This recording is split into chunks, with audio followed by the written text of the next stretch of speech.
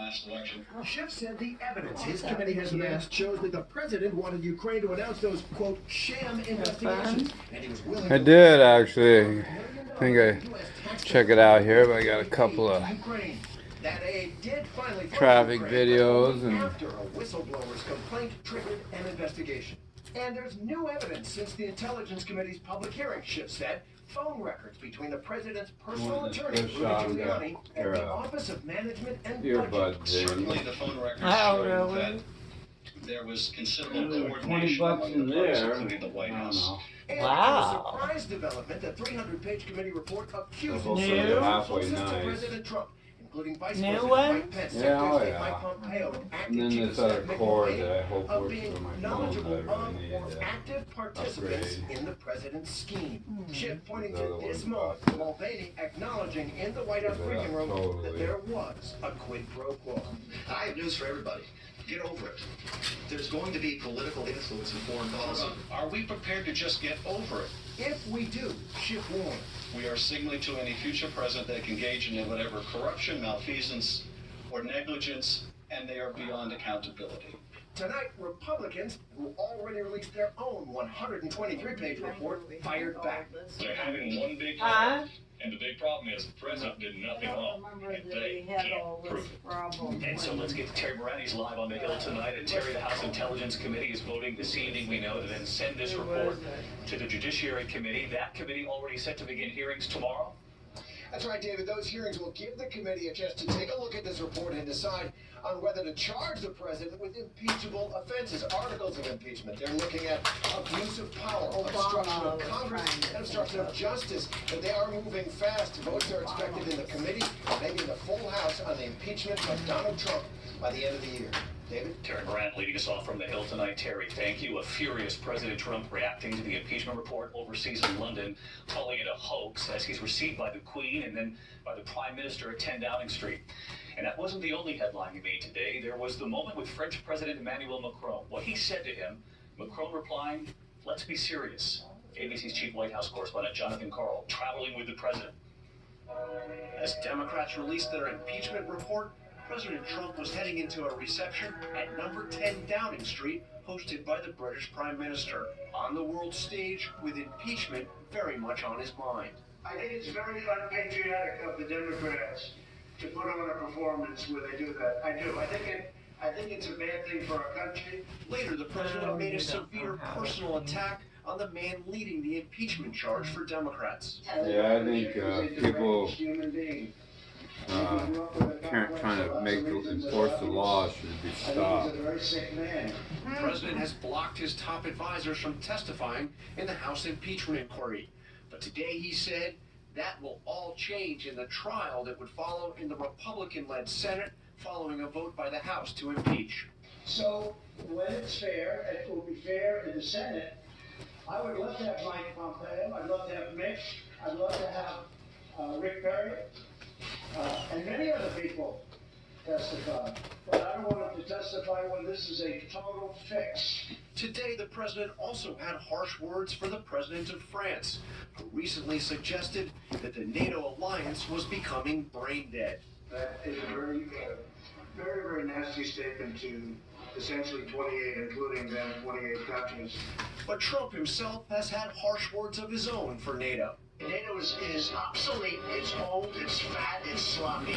There was also this uncomfortable moment between Trump and Macron when the issue of what to do with ISIS prisoners in Syria came up. They're mostly from Europe. Would you like some nice ISIS fighters? Yeah, I can give them. You can take everyone you want. It is true that we have foreign fighters coming from Europe. This is the overall problem we have in the region. John Karl unpacking a very busy day from London, and John, the president also making news tonight and moving markets, suggesting he could put off a trade deal with China. The president has recently said that a trade deal with China suggested it could be imminent, but today he said that he may want to wait until after the presidential election. David, that comment sent stock markets reeling around the world. Losses the president dismissed as, quote, peanuts. John Karl with us from London. John, we appreciate it, and we should know that ABC News will carry the start of the Judiciary Committee's impeachment hearing. That's tomorrow morning, 10 a.m., right We'll see you then. We move on tonight here then to the major news in the race for 2020. Senator Kamala Harris announcing she's dropping out. Once drawing huge crowds, one of the top candidates on the Democratic side. So what happened?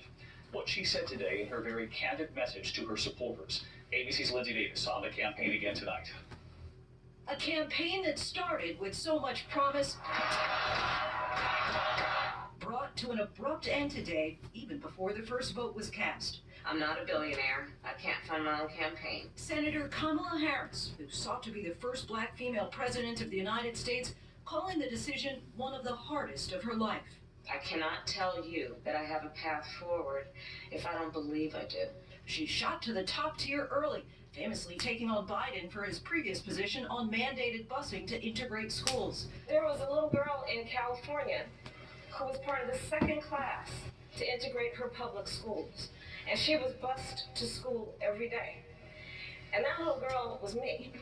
But Harris started to plateau in the polls, often struggling to defend her record as a prosecutor. When you had the power, Why didn't you try to affect change then? so there have been, I'm glad you asked me this question. I made a decision that if I was going to have the ability to reform the system, I would try to do it from the inside. Was I able to get enough done? Absolutely not. Over the weekend, signs the campaign was unraveling. That paper New is York Times cute. You obtaining a picked out. resignation letter from a Harris aide who said, "I no longer have confidence in our campaign or its leadership." And for those at home keeping track of the numbers, the Democrats now 15 candidates. Only 7 have qualified for the next debate. Kamala Harris was one of them. That brings it down to 6 at this point. And you have learned from inside the campaign that they put their heads together. They really talked about this over the Thanksgiving holiday. Senator Harris told her staff today that throughout the Thanksgiving holiday, she worked round the clock to try to figure out how they could make this work. But after doing a campaign audit, she said she simply did not have the money to move things forward, David. All right, Lindsay Davis is covering the race for us. Lindsay, thank you. We turn next tonight and to the second school scare in 24 hours in Wisconsin. This time in Oshkosh, an armed student allegedly stabbing an officer at a high school. The officer then opening fire. ABC's Alex Perez is on the scene tonight. Is it cold out? Panic and fear rippling through another Wisconsin high school. I believe I have a very bad wrist injury that was bleeding very bad. I got one student I believe is shot. At 9:12 a.m., a call coming in from a school resource officer at Oshkosh West High School. Police say a 16-year-old student armed with a sharpened object attacked the officer. The student produced a weapon and stabbed the officer, at which time the officer fired on the student, striking the student one time. The school on lockdown. Some students evacuating the building in the chaos. It was really scary. They said lockdown, but everyone was running out of the school. Anxious parents waiting in line for hours to be reunited with their kids. Super scary for a parent. I am very relieved that, both of my kids are okay. This less than 24 hours after this 17-year-old student was shot in another Wisconsin school. Tonight, authorities releasing an image of officers giving the wounded suspect medical attention. Police now saying he was aiming a pellet gun he brought to settle a dispute with another student. And investigators say he had another pellet gun in his backpack. And David, investigators here do not believe the two shootings are connected. The injuries to the teacher and student in today's incident are not life-threatening. It's been a tough 24 hours for a lot of people here in Wisconsin. David? No question about that, Alex. Thank you. And there is an urgent hunt at this hour in Nashville and beyond. After this newly released surveillance video tonight, 4 teenagers escaping a juvenile detention facility, 2 of them accused of murder. Authorities releasing this surveillance footage showing the teens sprinting from the building. They're asking for the public's help. And tonight, new reporting on how they were able to make that escape. Here's Steve Osunsami. Juvenile authorities in Tennessee are releasing these security camera videos of 4 teenagers seen here escaping from a detention center in Nashville Saturday night. We had some youth escape from the juvenile detention center. Even though they're underage, police are identifying all 4. 2 of them, 16-year-old Decorius Wright and 17-year-old Morris Marsh, are accused of murder and were awaiting trial. Authorities say all 4 of the boys should be considered dangerous. The teens escaped during a work detail when a security guard left a multi-purpose room to respond to a fight. In doing so, she left the 4 youth in the recreation area unsupervised, according to a report. As they're running out the door, you see two of them throw off their safety vests. Approximately 35 minutes between their escape must be notified. Several staff members have been placed on administrative leave while authorities continue to investigate how this happened. All of the teams are still on the run. Steve Osunzami, ABC News, Atlanta. Steve, thank you. And that powerful nor'easter that moved up the coast, still hammering parts of New England tonight. And look at what the storm left behind. This is Albany, New York.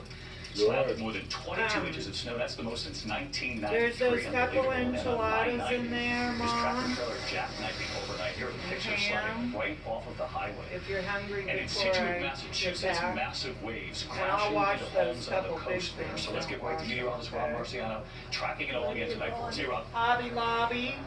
Hi, David. We're See nearly if done we with this need storm. A lot of anything. cold air coming in behind it. It's still snowing. You can Doesn't see it look on the like radar. it. Still, lake effect snows are going to be setting up. Bet you can back with something. Because it will be sub-freezing. Watch another storm coming into the west. This one's got higher snow levels, so more of a flood threat. Anaheim and Tijuana, flash flood watches posted during the day tomorrow. And a storm behind that, bigger, stronger. I That's won't coming be in too Friday long. and Saturday. Yeah, More they wind, enjoy, rain, and more snow. do whatever. David. All right, Rob Marciano, thank you. And one more note overseas and from London tonight. We know the Queen welcomed President Trump and world leaders at Buckingham Palace today, but a lot of headlines on the royal who was out of sight, Prince Andrew, after that new bombshell interview from his accuser this week. And President Trump today was asked about Prince Andrew as well. Here's ABC senior foreign correspondent Ian Pannell. Tonight, the Queen welcoming the President and First Lady to Buckingham Palace, but noticeably absent, Prince Andrew, forced to step down from his royal duties after his disastrous interview about Jeffrey Epstein. The President today asked about the Prince. I don't know Prince Andrew, but that's a tough story. It's a very tough story. I don't know him. The British media counting, proving the President has met the Prince before, republishing photos like this one at Mar-a-Lago back in 2000.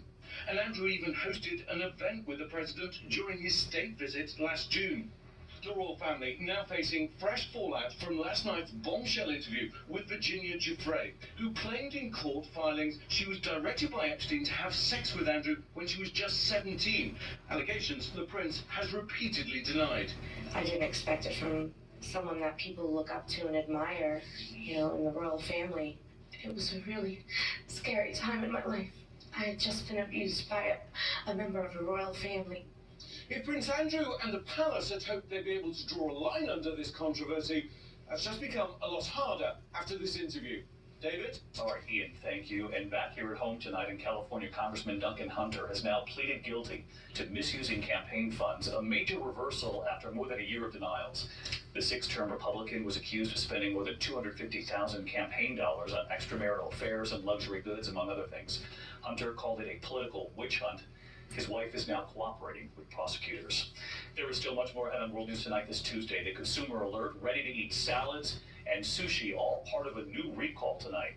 Also, we had the scare at Boston's Logan Airport. The man who got through security then got into a cargo hold on a JetBlue plane.